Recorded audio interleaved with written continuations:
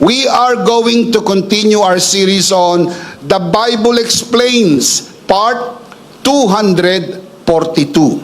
Today, we're going to continue our mini-series within the big series of The Bible Explains, entitled, Your Next Season is Coming, Part 21. Let's first commit this to the Lord.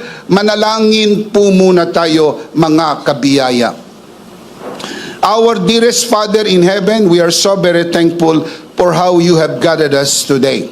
Thank you so very much for these beautiful people who came here today to worship you and to receive your word. Thank you also for the beautiful people who are joining us online. Thank you for the wonderful time of praise and worship. Truly, you inhabit the praises of your people, and there is nothing in the world like this. For in your presence, there is fullness of joy, and there is so much rejoicing in the house of the Lord. Maraming salamat po. We commit to you this time, even this learning time, and it is our heartfelt prayer that everything that will be said and done today, all by your grace, for your glory, we pray in the name of your Son, our Lord and Savior, Jesus Christ, by the power of the Holy Spirit. And everybody would just simply say, Amen. Palakpakan po natin, malakas ang Panginoon. Praise God. Today, we are going to talk about King Jehoiakim.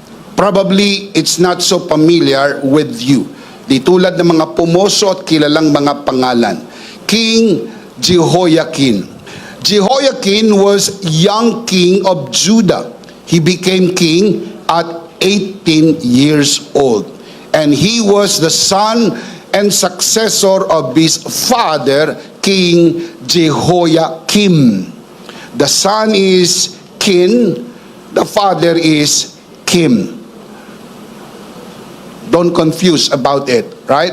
So please remember, we are going to talk about King Jehoiakim, K-I-N. King Jehoiakim is not so very good like his father. Ang kanyang pamumuno ay katulad ng kanyang ama, hindi kagalingan, hindi kabutihan. Kumbaga, meron pong kapintasan. Siya po ay naghari at namuno sa Judah sa napakaiksing panahon. He ruled for only 3 months before being taken captive to Babylon by King Nebuchadnezzar in 597 BC. Nang sumalakay po ang puwersa ng Babylonia sa Judah at marami ang namatay at sinira ang syudad, pati ang templo, may mga natirang buhay. Ilan sa mga natirang buhay ay ito pong kilalang hari ng panahong iyon, si King Jehoiakim. Kasama rin po niya si Ezekiel, kasama po niya si Daniel, ang tatlong kaibigan ni Daniel, Shadrach, Meshach, Abednego, at iba pang maaring kilala rin po ninyo. Pero hindi naman po ninyo mga kamag-anak. Sila po ay tinangay na bihag, dinala po sa Babylonia sa kilalang kilala sa kasaysayan, 70 years of Babylonian captivity. At mula po sa kwento na ito ay makikita po natin na siya po ay naging bihag ng napakatagal na panahon. He spent 37 years in prison until he was released and honored by the king of Babylon. His life demonstrates that even after seasons of captivity, grace can restore, honor, and bring new beginning. Pag-uusapan natin ang kwento ng hari na ito. Matapos makulong ng 37 years sa Babylonia, hindi pa po tapos ang kanyang kwento. Nagkaroon po ng rebound. Nagkaroon po ng pagpapanauli at pagbabalik ng kanya pong karangalan bilang hari. And having said this, allow me to share with you today 3 things that happen when grace restores you to honor from the story of Jehoiakim. Let's begin. Number 1, grace never forgets you. Write it down. Grace never forgets you. King Jehoiakim spent 37 years in prison, nearly 4 decades of isolation and obscurity. From a human perspective, his story seemed finished. He had lost his throne, his freedom, and his future. Kumbaga, sa kwentong pangtao, game over na ito. Tapos na. Wala nang rebound, wala nang restoration, wala nang second chance. Natanggalan po siya ng karangalan, siya po ay ikinulong ng napakatagal na panahon, 37 years. Yet, in one decisive moment, he was released and honored. This was not the result of his effort, but the intervention of grace. Grace had not forgotten him. Siya po ay muling naparangalan bilang hari at na-restore ang kanyang karangalan, hindi sa kanyang pagsisikap, hindi sa kanyang gawa, kundi maya-maya ng konti, makikita nyo ang daloy ng kanyang kwento, ito'y gawa ng grasya ng Diyos sa kanyang buhay. This reveals that grace is not limited by time or circumstance. What appears delay is often grace at work behind the scene. Tandaan mga kabiyaya, hindi komo wala tayong nakikita ay walang nangyayari.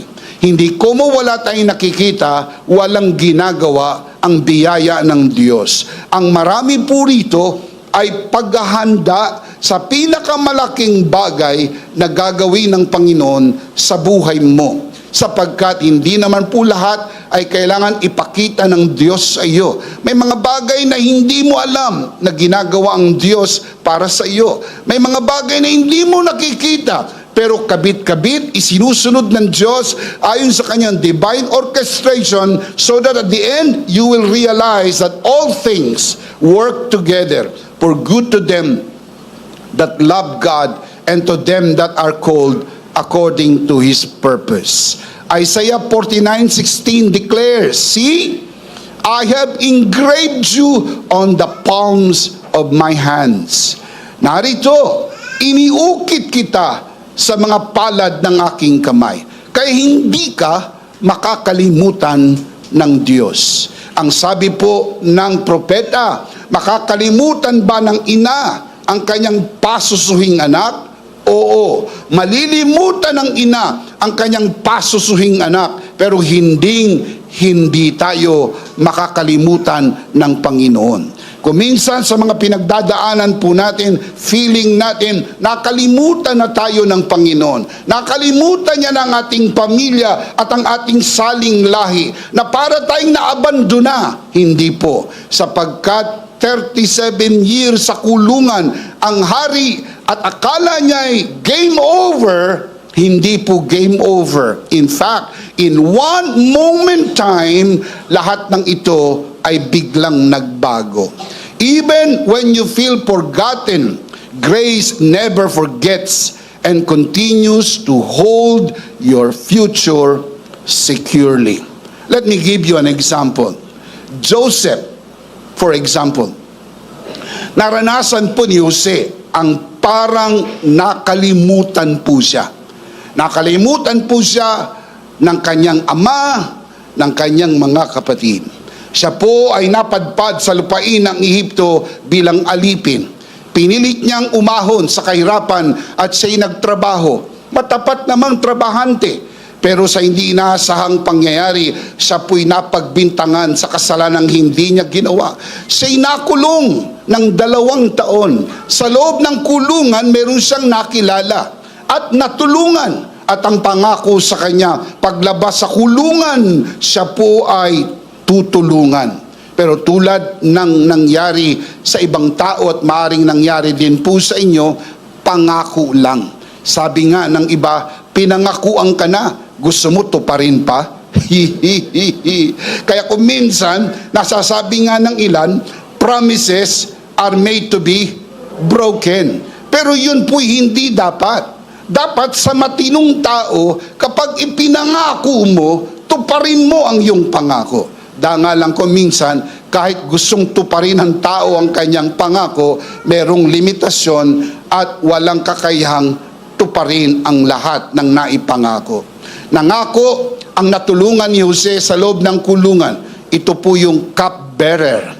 Paglabas ng cupbearer doon sa kulungan, nakalimutan si Joseph. 2 years, 2 taon ang itinagal niya sa kulungan hanggang sa dumating ang tamang panahon. Kailan ang tamang panahon? Nung managinip ang Pero ng panaginip na hindi maipaliwanag ng lahat ng pantas sa buong kaharian. And all of a sudden, naalala po, nung kanyang natulungan, na mayroong nakakulong ang pangalan ay Joseph, nang siya'y managinip, na ipaliwanag ang kanyang panaginip at siya'y natulungan. Yun na po ang tamang panahon. Tandaan mga kabiyaya, may tamang panahon sa lahat ng bagay. Hindi mo maaaring accelerate. Hindi mo pwedeng madaliin. Because the Bible says there is a right time for everything under the sun. And the Word says God makes everything beautiful. Tell me when?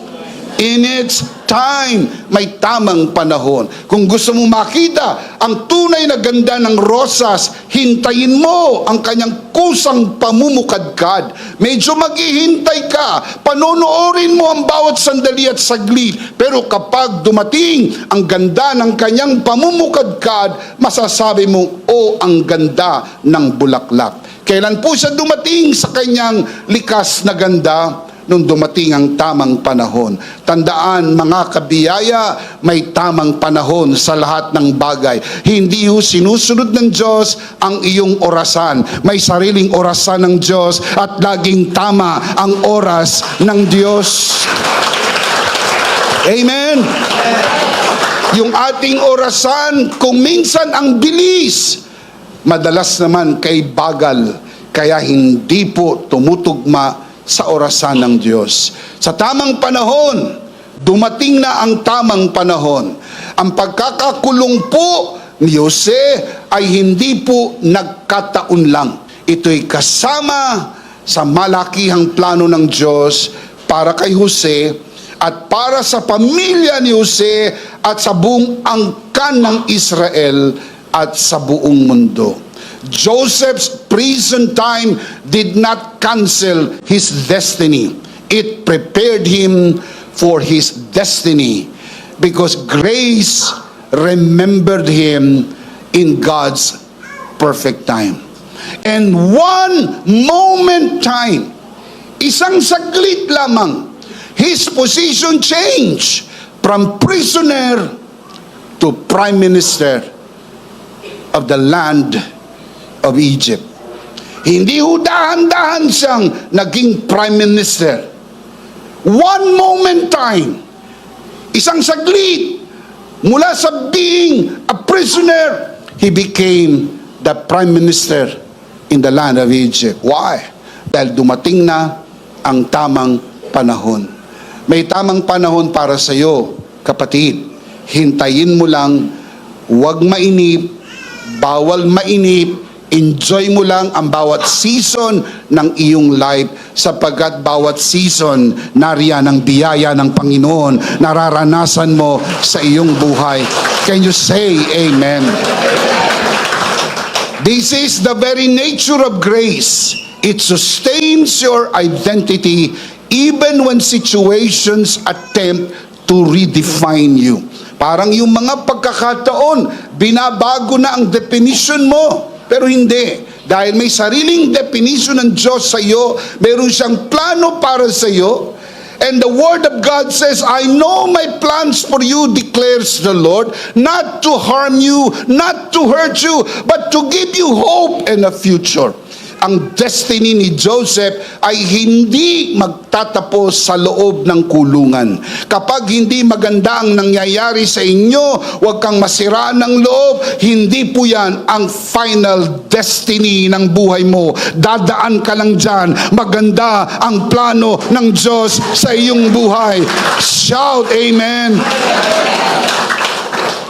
This truth finds its fullest expression in the finished work of Christ. Humanity was once spiritually imprisoned under sin, but grace intervened. Mga kapatid, ang kwentong pinag-uusapan po natin na naisulat sa Biblia ay mga anino lamang ng totoong kwento na gusto ng Diyos gawin sa sangkatauhan. Ito ang kwento na ang buong mundo'y bilanggo ng kasalanan. Pero pumasok ang biyaya ng Diyos, sinagip tayo sa kasalanan, pinalaya tayo, pinatawad tayo, at ginawa tayong mga anak ng Diyos, tagapagmana ng buhay na walang hanggan, blessed and highly favored children of God. Say amen. Let me show you the verse. Ephesians chapter 2 verse 4 to 5. The Apostle Paul writes, because of His great love for us, God made us alive with Christ even when we were dead in transgressions. It is by grace you have been saved. Isa sa pinakamahalagang katuruan na hindi tayo pwedeng magkamali ay ang katuruan ng kaligtasan. Sapagkat itong magsasabi kung saan ka pupunta pagkatapos mong mamatay. The teaching about salvation is the most important teaching because this teaching will determine where you will spend your eternity. We believe with all of our hearts, based on the teaching of God's Word, that we are saved by grace alone, through faith alone, in Christ alone. Can you say amen? Ang kaligtasan po ay hindi premyo ng iyong gawa. Ang kaligtasan po ay regalo ng kanyang awa, regalo ng kanyang biyaya. Hindi po tayo karapat-dapat. Wala ni isa man sa ating karapat-dapat. Nilingap tayo ng awa ng Diyos. Sinaklolohan tayo ng biyaya ng Diyos. Binayaran niya ang kasalanang hindi natin kayang bayaran. At nang tayo ay mailigtas, hinango tayo sa lusak ng kasalanan, nilinis tayo ng kanyang banal na dugo, dinamitan tayo ng kanyang katwiran, iniupo tayo sa tabi ni Kristo, sa upuan ng pagpapala at pabor, sa upuan ng pamamahala, upang sa pamagitan ni Kristo, maghari tayo sa buhay na ito. Shout amen. Maghari tayong daigang kasalanan, maghari tayong daigang kahirapan, karamdaman, at maging ang kamatayan dahil tinalo na ito ni Kristo lahat sa krus. At nang siya'y magtagumpay, iniabot niya sa atin ang kanyang tagumpay, isinama tayo sa parada ng kanyang tagumpay. Ang bango ng kanyang tagumpay ay napasa atin, kaya ang bango natin ay ang bango ni Kristo. Lumipas ng nakaraan, bago ka na kay Kristo. Shout amen. Look at the verse again. Because of His great love for us, God made us alive with Christ even when we were dead in transgressions. It is by grace you have been saved. Lahat ito grasya ng Panginoon. Heaven will be your final home because of the grace of God. You will walk on streets of gold and enjoy heaven forever, not by works. It is only by grace. By grace alone. Nothing but grace. Grace plus nothing. Grace, grace. All the way. And if you believe that, shout amen. Palakpakan natin ang Panginoon. Praise God. Praise God. Your restoration was not initiated by your effort, but secured by Christ's completed work. Because of Him, your identity and future are anchored in grace, not in your past or your present condition. Absolutely, completely by grace alone. That is what we do in this community. We only highlight the finished work of Jesus. We only talk about the grace of God. We only change the sermon, but we cannot change the message. Nung mga nakaraang mga linggo, iba't ibang mga personahe ang pinag-uusapan natin. Pero kung kayo mapunahin, mapapansin nyo, nagpapalit lang tayo ng kwento ng mga personahe sa gitna ng entablado, pero pare-parehas ang kwento nila. Lahat sila kinahabagan ng Diyos. Katulad din natin, kinahabagan lang tayo ng Diyos. Ang biyaya ng Diyos na nagbigay sa atin ng pag-asa at buhay na walang hanggan.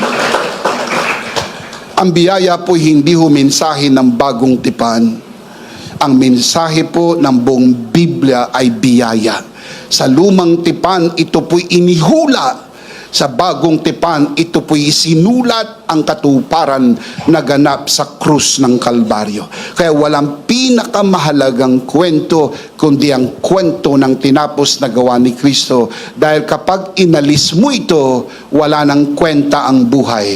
Nagkakaroon lang ng kwenta ang buhay dahil sa tamang kwento, ang kwento ng tinapos na gawa ni Kristo sa krus ng Kalbaryo. Palakpakan natin ng malakas ang Panginoon. Praise God. Jehoiakim's release proves that grace never loses sight of you. His prison season did not cancel his royal identity. And your present season does not cancel your position in Christ. Ano man ang pinagdadaanan po ninyo, at hindi na ako magpapataas ng kamay. Maaring iba't ibang pinagdadaanan po natin dahil may kanya-kanya tayo ng kwento ng buhay.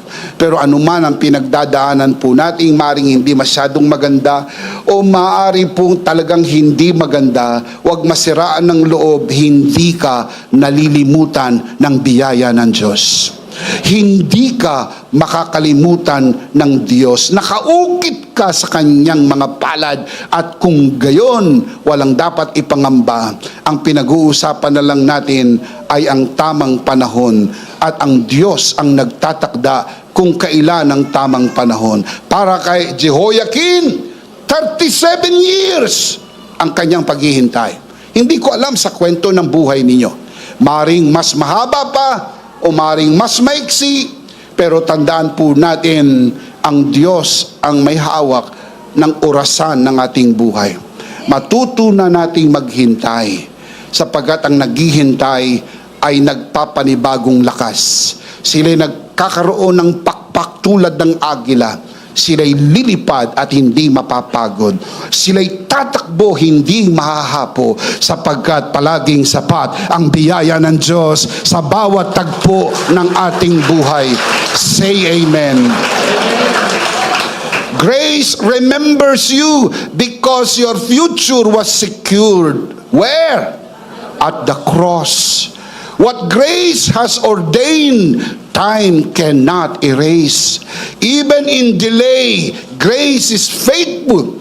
And at the appointed time, grace will bring you into your next season, because we believe your next season is coming. Palakpakan natin ang Panginoon. Praise God. Praise God.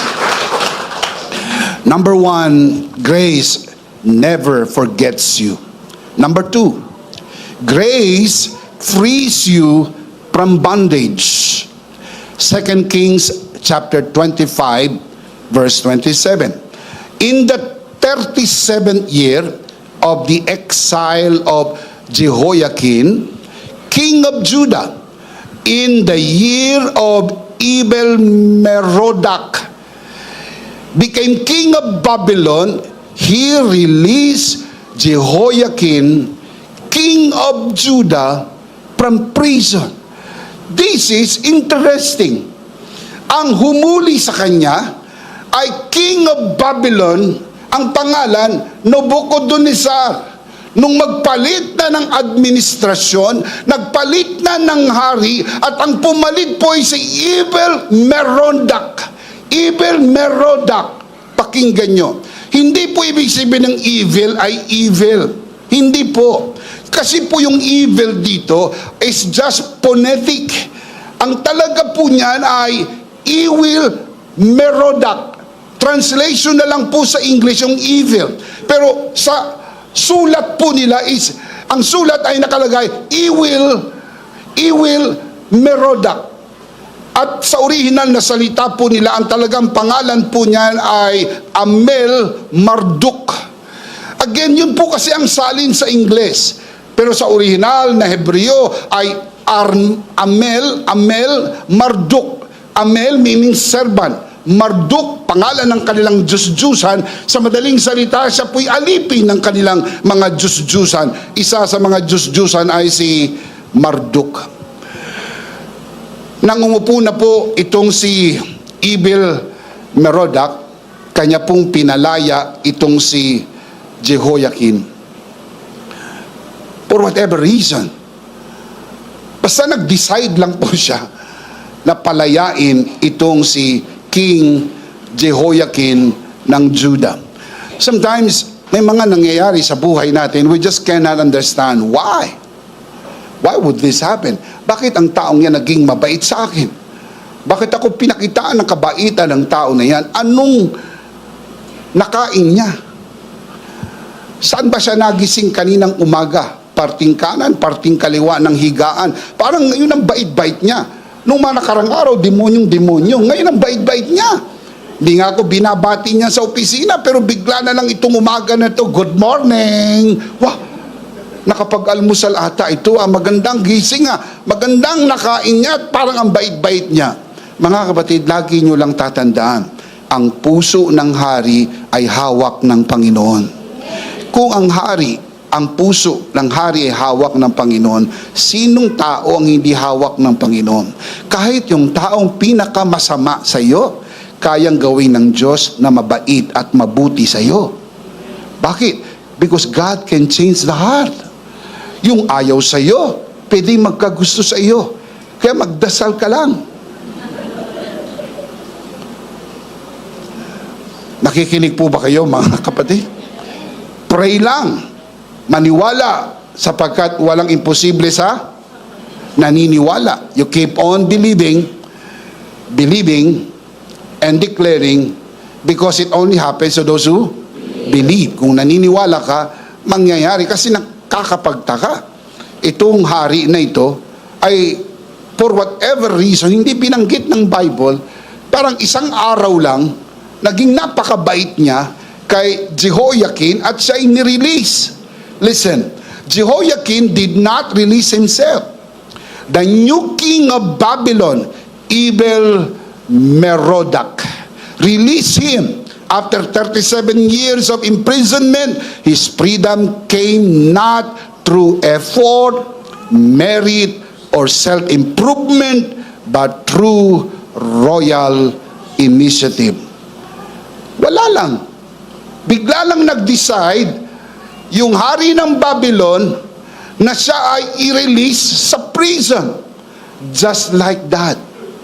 Mga kapatid, ang tawag dyan, grace. Ang tawag dyan, favor.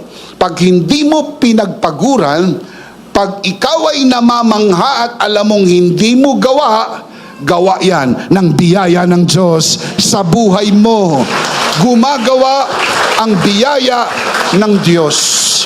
Hindi mo kinakailangan naging napakabait para gumawa ang biyaya ng Diyos sa iyo. Dahil kung napakabait mo at gumawa ang biyaya sa iyo ng Diyos, lumalabas na ang kabaitan ng Diyos sa iyo, premyo ng iyong kabaitan. Dahil nagpakabait ka, nagpakatino ka, nagbago ka ng pamumuhay, all of a sudden, naging mabait ang Diyos sa iyo. Makakapatid, tandaan palagi, laging mabait ang Diyos. Kahit nung masama pa tayo, inibig na tayo ng Diyos. Nung makasalanan pa tayo, minahal na tayo ng Diyos.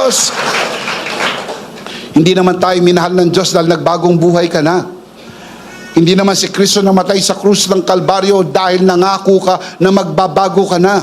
Nakalublob pa tayo sa pusali ng kasalanan. Si Jesus ay namatay na sa krus ng Kalbaryo para sa atin at minahal na tayo ng Diyos. Can you say amen? Amen. The king of Babylon spoke kindly to him. lifted him out of confinement, and gave him a seat of honor. This moment was entirely an act of grace. Kahit basahin niyo ang buong kwento, I did read the whole story. Wala akong nakitang parte sa kwento na maaring maging dahilan upang ang hari, bagong hari ng Babylonia, ay magpakita ng ganito sa hari na hinuli at ipinakulong ng haring kanyang sinundan. Mga kapatid, this is really nothing but grace. Look at the verse, 2 Kings 25:28. He spoke kindly to him, referring to the king of Babylon, speaking kindly to Jehoiakim. He spoke kindly to him and gave him a seat of honor, higher than those of other kings who were with him in Babylon. Anong ginawa nitong si Evil Merodach? For whatever reason, magaang ang kanyang pagsasalita kay King Jeho. Sabi niya, ano tong pinakita na ito? Ano tong kagandahang loob na ipinakita na ito? At hindi natin maiintindihan, humanly speaking. Pero ang kagandahang ipinakita ng Babylonia kay Jehoiakim ay isang uri ng kabaitan na hindi niya pinagpaguran, pinagtrabahuhan, kundi biyayang naipagkaloob sa kanya. Jehoiakim contributed nothing to his release. It was granted by royal initiative. Sole decision ng hari. Nag-decide yung hari, gusto ko magpakita ng kabaitan dito sa hari na ito, kay Jehoiakim. In the same way, the cross of Christ secured our freedom not by human striving, but by divine grace. Walang dahilan na tayo po ay mahalin ng Diyos base sa ating gawa. Kasi ang ating gawa ay hindi ho papasa sa pamantayan ng Diyos para tayo'y mahalin. Kaya mababasa nyo sa Bible, minahal niya tayo nung tayo'y mga makasalanan pa. Sa abang kalagayan, bagsak na kalagayan, hindi kaibig-ibig, hindi dapat pakitaan ng kabaitan, pinakitaan tayo ng kabaitan ng Diyos. And I want you to see what happened to this King Jehoiakim, na siya po'y pinakitaan ng kabaitan, sa kabaitang hindi po marapat para sa kanya, sapagkat siya po'y bilanggo, siya po'y exile, at hindi ho dapat pakitaan ng kabaitan, sapagkat ang nagpakita sa kanya ng kalupitan, pananakop, pagsira ng kanilang syudad, at pagkuha sa kanya ay mismo ang kaharian ng Babylonia. This is strange. Spiritually speaking, spiritually, humanity was imprisoned under the dominion of sin, unable to free itself. No amount of human effort or religion could break the captivity. But what we could not accomplish, Christ accomplished fully. Maraming mga tao, they're trying to fix the problem, but they cannot, for the simple reason they do not know the problem. You cannot fix the problem if you do not know the problem. In the same manner that you cannot face the problem if the problem is your face. You understand? Maraming mga tao pilit na inaayos ang problema. Ang problema ay kasalanan. Pilit na inaayos ng tao. Ang sabi ng iba, siguro kapag ka itinaas natin ang edukasyon, ang tao titigil na sa pagkakasala. So pinag-igi ang edukasyon. Never in the history of man na ang tao ay nagkaroon ng mataas na edukasyon. And please don't get me wrong, I'm not against education, but education cannot fix the problem. Kapag ang tao po ay nakapag-aral at hindi po siya nabago ng biyaya ng Diyos, makasalanan pa rin siya. Ang tawag sa kanya, uneducated sinner. Still a sinner. Kapag hindi nag-aral, uneducated sinner. Kapag nakapag-aral, educated sinner. Pag hindi nakapag-aral, snatcher. Pag nakapag-aral, congressman.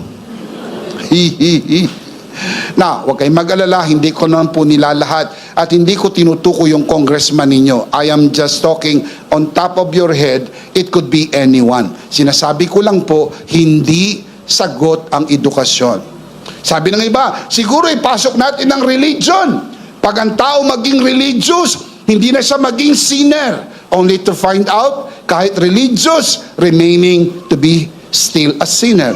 Ang tawag sa kanya, religious sinner. Ang nagkaiba lang, bago siya magkasala, nagdadasal muna siya na huwag siyang mahuli ng asawa niya. O nagdadasal muna siya bago siya gumawa ng kasalanan. Hindi tulad dati, hindi siya religious, gumagawa lang ng kasalanan. Ngayon, nagdadasal muna bago gumawa ng kasalanan, pero religious, pero sinner pa rin. What is my point? Hindi kaya ng edukasyon, hindi kaya ng relihiyon lutasin ang problema. Hindi alam ng tao kung ano talaga ang problema, kaya hindi malutas ng tao. Alam ng Diyos ang problema, isinugo ng Diyos ang kanyang bugtong na anak na bayubay sa krus ng Kalbaryo at sa pamagitan ng kanyang tinapos na gawa ang problema ng kasalanan na nagpahiwalay sa Diyos at sa tao, nagpanauli. At ngayon, tayo po'y naligtas, tayo pinatawad, tayo pinagpala, tayo pinaburan. At ngayon, tayo ay tinatawag na mga anak ng Diyos.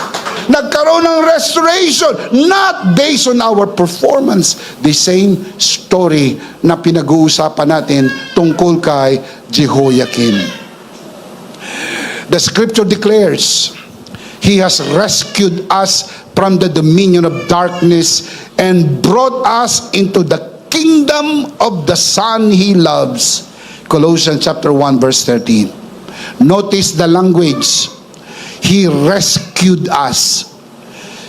Our freedom was not self-achieved.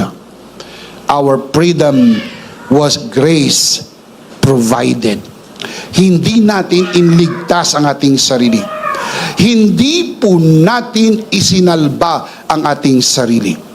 Tayo po ay isinalba ng biyaya ng Diyos. Can you say amen?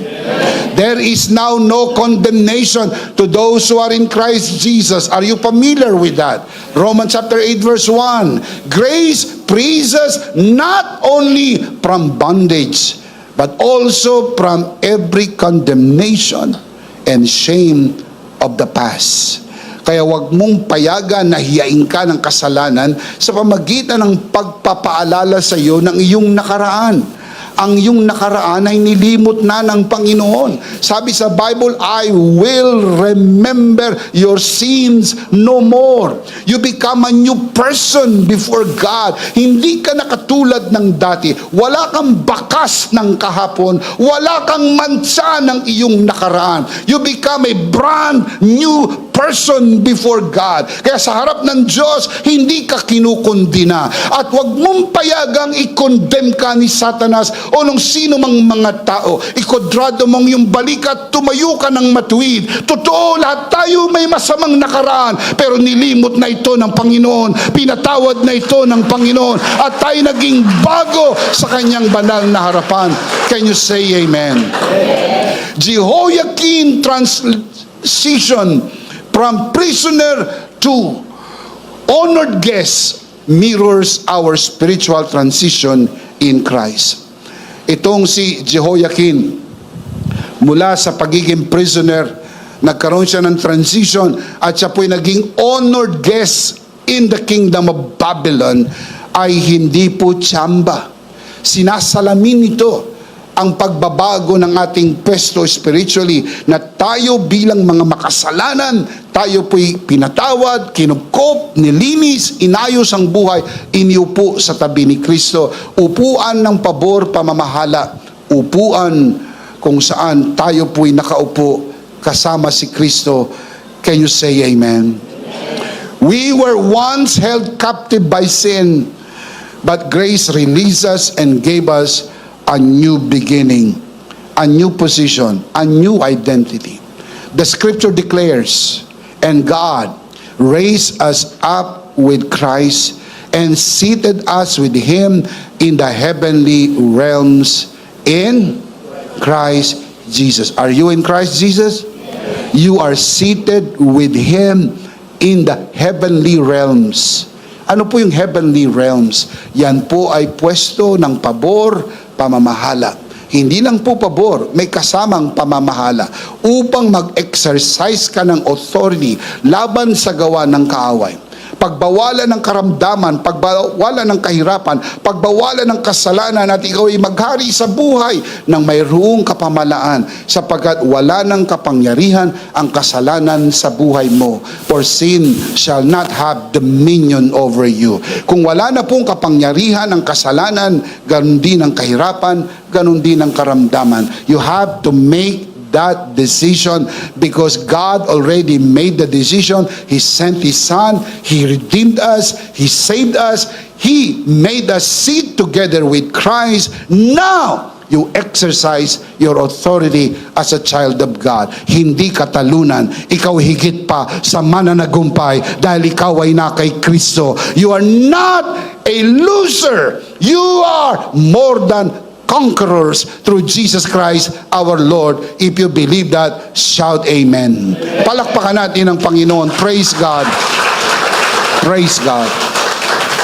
Grace does not merely release you from bondage. It restores you to honor and position you in Christ.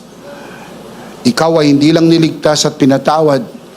Ikaw po ay nilagay sa upuan ng karangalan at upuan ng pamamahala, pabor sa tabi ni Kristo.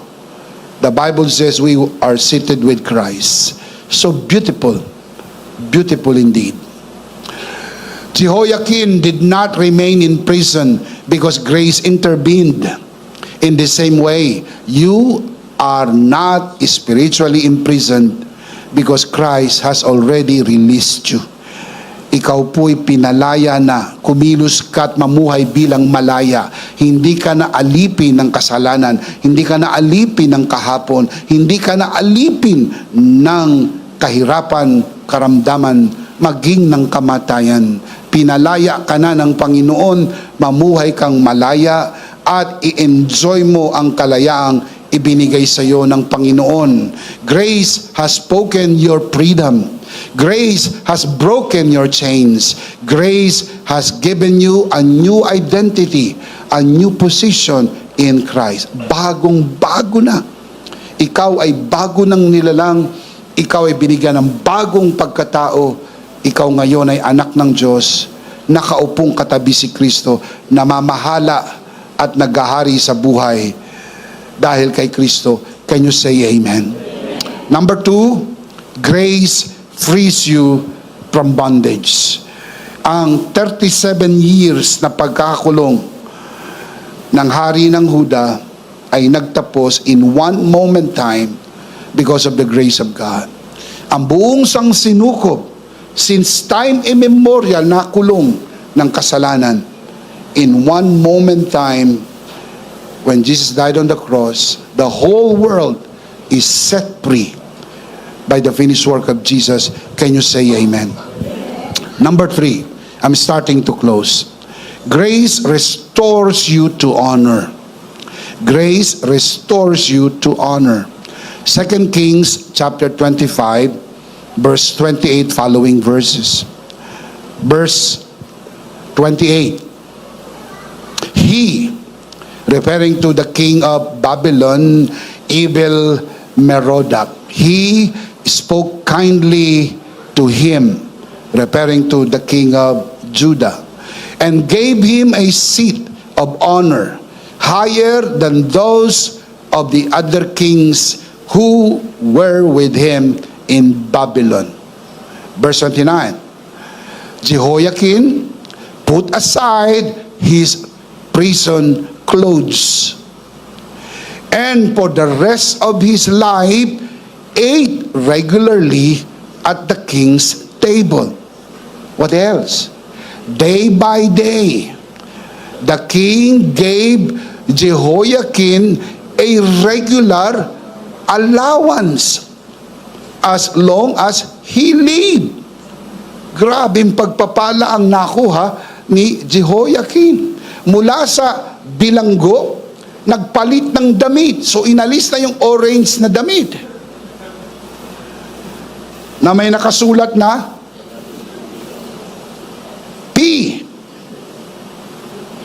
prisoner.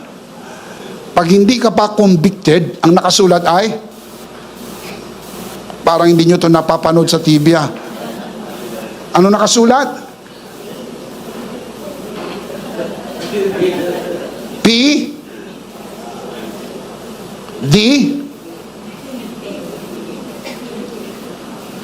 L. Oh. Anong ibig sabihin nun? Person deprived of liberty. Pansamantala lang habang dinidinig ang kaso mo. Pero pag natapos na, convicted ka, hindi na po PDL ang nakalagay. P, prisoner. Siya po for 37 years, yun ang kanyang damit. Prisoner. Pero, in one moment time, nagpalit na siya ng damit. Ang kanyang pagkain ay pagkain ng mga prisoner. Ginisang munggo. Yun lang naman ang narinig ko. Pero hindi ko alam kung anong kasama nung ginisang munggo. Baka may kasama yung fried chicken. Dala nung mga dalaw. What I'm trying to say is this, ang tao po na deprived ng liberty for 37 years, all of a sudden, nagbago ang kanyang buhay. Siya po ay pinapalitan ng damit, pinaupo sa upuan at sa mesa ng hari, kumakain ng pagkain ng hari. Ang pagkain ng hari ay steak a la pobre. Kapag mahirap, pobre. Pag mayaman, a la pobre. Yun ang madalas kinakain ng hari. Mantakin mong pagbabago. Umupo siya sa upuan ng hari, kumakain ng pagkain ng hari, umiinom ng inumin ng hari. Nag-i-enjoy na siya. Furthermore, araw-araw, meron pa siyang allowance. Shopping allowance. Sinabi sa kanya ng hari, shop, shop, until you drop. Ibinigay sa kanya ang credit card. Kaskas ng kaskas, hindi mabangkrap yan. Credit card yan ng hari, enjoy. May allowance ka, araw-araw. Mamasyal ka, mag-cruise ka, mag-Europe ka, mag-US ka, mag-Canada ka, libutin mo ang buong mundo. You are blessed and highly favored. Wah, mga kapatid, anong nangyari dito kay Jehoiakim? Mula sa isang bilanggo, sa isang saglit, ay pinagpala at pinaburan. I am trying to paint a picture in the canvas of your mind na sana makita po ninyo ang kagandahang nangyari sa kanya at maaring hindi ko mailarawan ng gusto sa kakapusan ng salita, pero sana damahin ninyo ganyan-ganyan ang kwento po natin. Bagsak tayo dahil sa kasalanan, pero nang dumating ang biyaya ng Diyos, iniahon tayo ng biyaya ng Diyos. Tayo'y pinagpala at pinaburan. Hinubad sa atin ang damit ng kasalanan at tayo dinamitan ng damit ng katuwiran. Pinaupo tayo sa upuan ng pagpapala at pabor para ma-enjoy ang hapag ng kanyang biyaya. At araw-araw, hindi nagkukulang ang probisyon ng allowance ng biyaya ng Diyos. Shout amen. Jehoiakim did not merely get released from prison. He was restored to honor. Alam po nyo yung mapalaya ka lang, maganda na, hindi ho ba? Hindi lang siya pinalaya, nirestore po siya sa kanyang honor. Iniupo siya kung saan dapat umupo ang hari. Iniupo siya sa upuan, sa hapag ng hari. Kumakain ng pagkain ng hari, ini-enjoy ang pagpapala ng hari. At araw-araw, mayroong provision. The scripture says, he puts aside his prison clothes and ate regularly at the king's table. That is more than freedom. That is dignity. Ibinalik ang karangalan ng isang tunay na hari ng Huda. Jehoiakim, King of Judah, ang hindi po nagawa ng kanyang pagsusumikap, ibinigay po sa kanya ng libre. Ganon din sa atin. Ang hindi natin kayang gawin para sa ating sarili, ginawa ng Panginoon Jesucristo sa krus ng Kalbaryo para sa atin. Salamat sa biyaya ng Diyos. Shout amen. He moved from confinement to communion. From being treated like a criminal to being treated like royalty. Grace did not only open the prison door, grace changed his status. From being a prisoner into an honored guest in the kingdom of Babylon. From prisoner to honored guest. Truly amazing. Only grace can do this. Hindi to kayang gawin ng tsamba, ng swerte. Biyaya lang ng Diyos ang kayang gumawa nito, sapagkat ang biyaya ay kahanga-hanga. Tandaan, pag namamangha ka at hindi mo gawa ng biyaya ng Diyos sa iyong buhay. Palakpakan natin ang Panginoon. This is the nature of grace. It does not merely set you free, it restores your honor and gives you a new standing, new beginning, new position, new standing, and new beginning. Notice the details in Jehoiakim's restoration. Tignan nyo ang detalye. He changed clothes. He received honor. And he had ongoing provision the rest of his life. Habang siya'y nabubuhay, meron siyang sustento. At kung habang buhay siyang may sustento, walang patid, walang putol ang biyaya ng Diyos sa kanyang buhay. That is exactly what grace does to us. It changes what you wear, your identity, where you sit, your position, and how you live, provision. Three important words: identity, position, and provision. Yan ang ginawa ng grasya ng Diyos sa atin. Ganon din ang nangyari sa hari ng Huda na si Jehoiakim. Your next season is not the extension of your captivity. It is the expression of your restoration in Christ. Are you in Christ? You have a restored season. You are raised, seated, accepted, and provided for. Not because you deserved it, but because grace finished the work through Christ Jesus our Lord. Jehoiakim did not deserve what he got from the king of Babylon. In the same manner that we do not deserve what we have today bestowed upon us through Jesus Christ, our Lord. Can you say amen? Amen. Let's see them again. Three things when grace restores you to honor. Let's read them out loud, malakas, sabay-sabay. Umupo ng maayos, isuot ang sinturong pangkaligtasan, babasahin natin ng malakas, at sabay-sabay. Ready? Three things when grace restores you to honor. Number one, grace never forgets Number 2. Number 3. Yan pong tatlo na yan ay totoo sa buhay ng hari ng Huda, Jehoiakim, at totoo rin yan sa buhay natin na tanging biyaya lang Diyos ang makakagawa nito. At ngayong alam na natin ito, paano natin ito maipapamuhay? Let me give you the life application. Number 1, trust grace. Delay is not denial. King Jehoiakim spent 37 years in prison. What appeared to be a permanent delay was actually grace preserving him for a new season.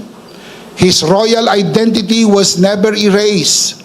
It was simply waiting for grace to reveal it. Hindi ho nawala ang kanyang identity.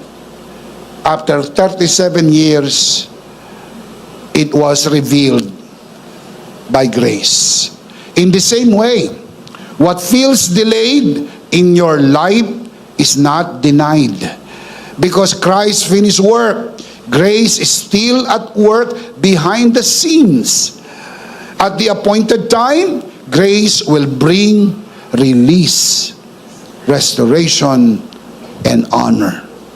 Bawal mainip. Trust grace. Your delay is not your denial. Can you say amen?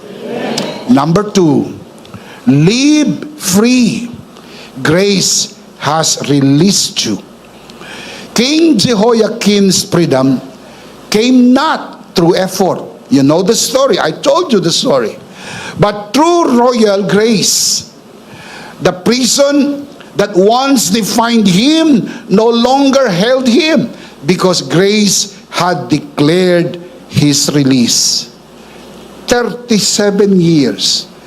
In just one moment time, everything was changed.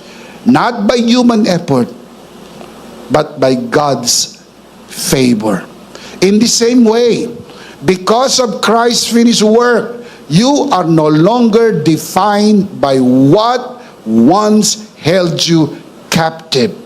Hindi ka na maaring tawagin sa bansag ng dati mong pagkatao. Ikaw na ay binago ng Panginoon. Can you say amen? Ang lahat ng bansag sa iyo, bago mo natanggap ang biyaya ng Diyos, ay nilimot na. At ikaw ay may bagong identity. You are now in Christ. Can you say amen? Grace has already spoken your freedom.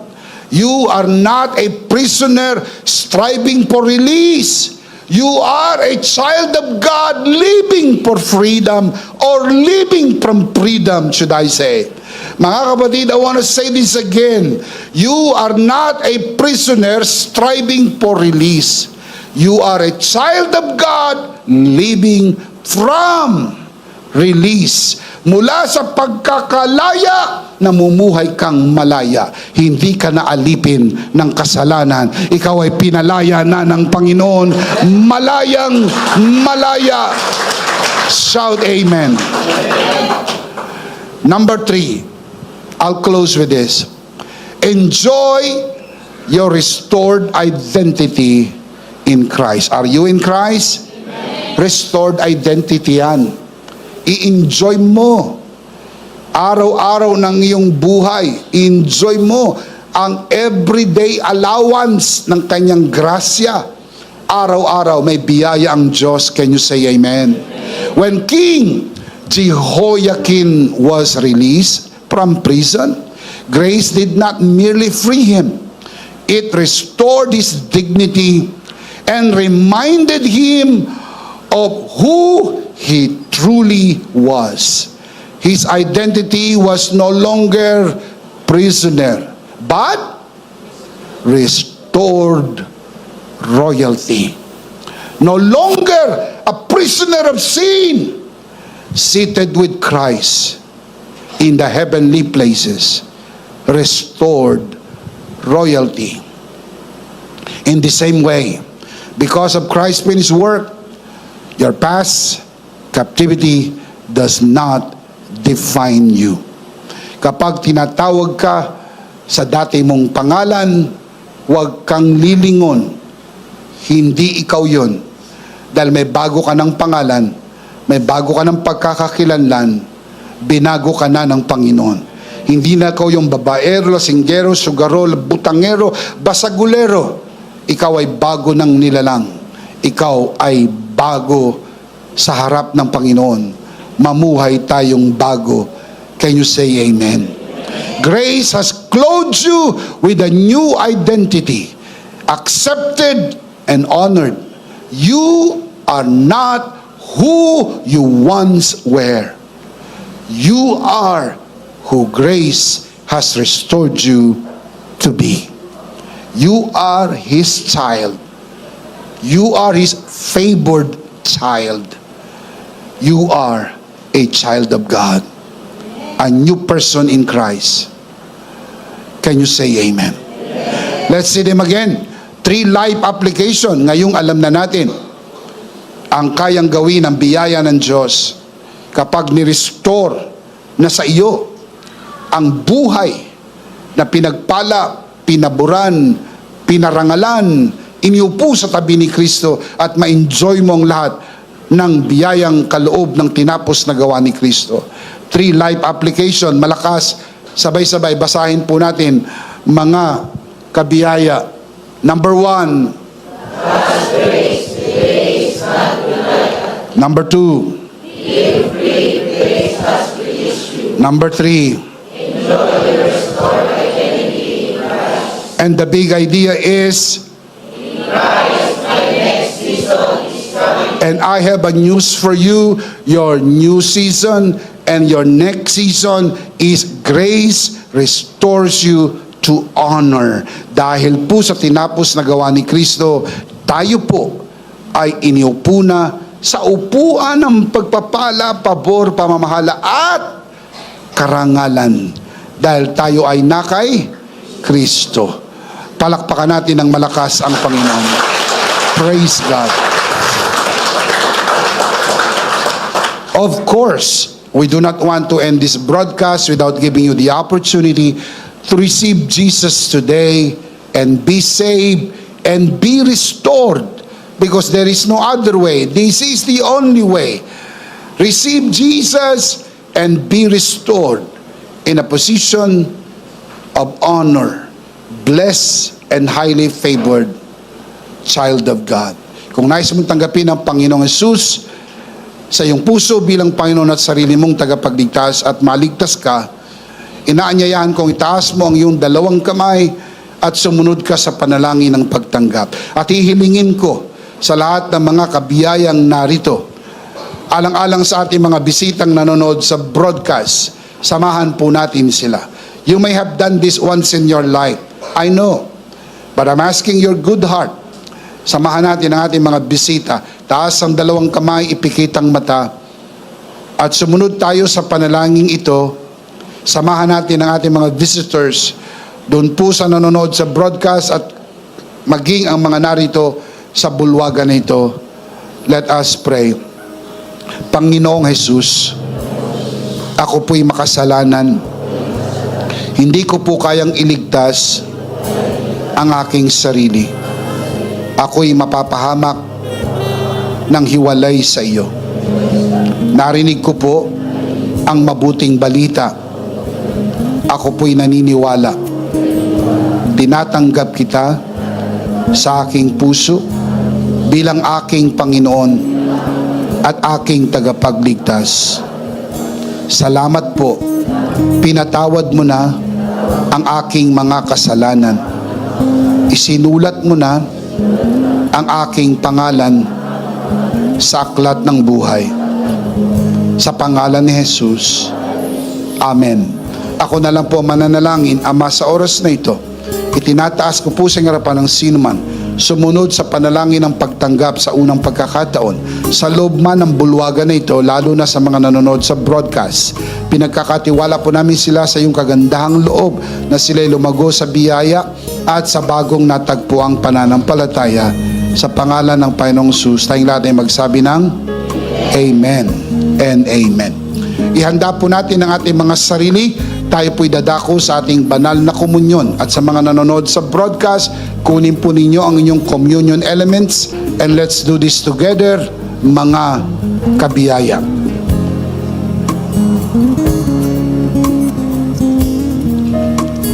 All right, let's do this together. Mga kabiyaya, hawak-hawak po natin ang pinakamakapangyarihang simbolo ng tinapos na gawa ni Kristo sa krus ng Kalbaryo. Itong aral na tinanggap ko sa Panginoon at ngayon naman ay binibigay ko sa inyo, nang gabing siya'y pagkanuloy dumampot siya ng tinapay. Kanyang pinagpirapiraso at kanyang sinabi, ito ang aking katawan na pinagpirapiraso dahil sa inyo. Gawin niyo to bilang pag-alaala sa akin. Sabay-sabay po natin gawin.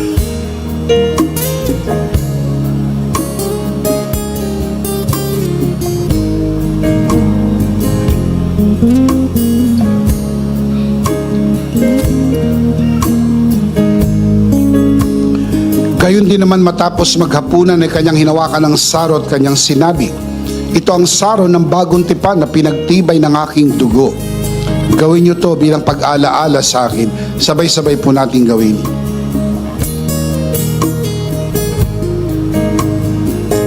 Ate po itaas ang ating dalawang kamay at sumunod po tayo sa panalangin na ito. Aming Ama, maraming salamat po sa aming Panginoong Hesukristo. Panginoong Hesukristo, maraming salamat po sa iyong banal na dugo na iyong itinigis sa krus ng Kalbaryo. Dahil po dito, lahat ng aming kasalanan ay iyon ang pinatawad. Maraming salamat po sa iyong katawan na nabugbog at nasugatan. Dahil po dito, lahat ng aming sakit ay iyon ang pinagaling. Gaya ng nasusulat, sa iyong mga sugat, ako'y magaling na. Ako'y naniniwala, ako'y magaling na. Aking dinideklara, ako'y magaling na. Ako'y malusog, malakas, masigla, pinagpala, pinaburan, at mabubuhay ng mahaba. Sa pangalan ni Jesus, maraming salamat po, Banal na Espiritu, sa iyong kapahayagan sa mensahe ng biyaya. Sa pangalan ng Panginoong Jesus, Amen. Amen. Palakpakan po natin ang Panginoon. Praise God. Praise God. Praise God. Minsan pa, sabay-sabay, ano po ang ating big idea? Mas malakas pa. Do you believe that? We believe in Christ. Our next season is coming. Last of all, let me speak to your heart, you who are watching this broadcast. If this broadcast has blessed you, and if not asking too much, I would like you to bless this ministry with your love offering, so that together we can reach the world with the message of full grace. And from the bottom of our hearts here at EMI, we would like to say, thank you for giving to the Lord. We'll see you next Sunday, prayerfully on site, but definitely we'll see you again online. Ako po si Bishop Emmy, kasama po si Pastor Joe at ang kabuuan ng The Lord's Community and EMI Broadcast. Maraming salamat po. Stay a bit for more announcement. Stay blessed and stay connected. Always remember, in Christ, you are forever. Charito!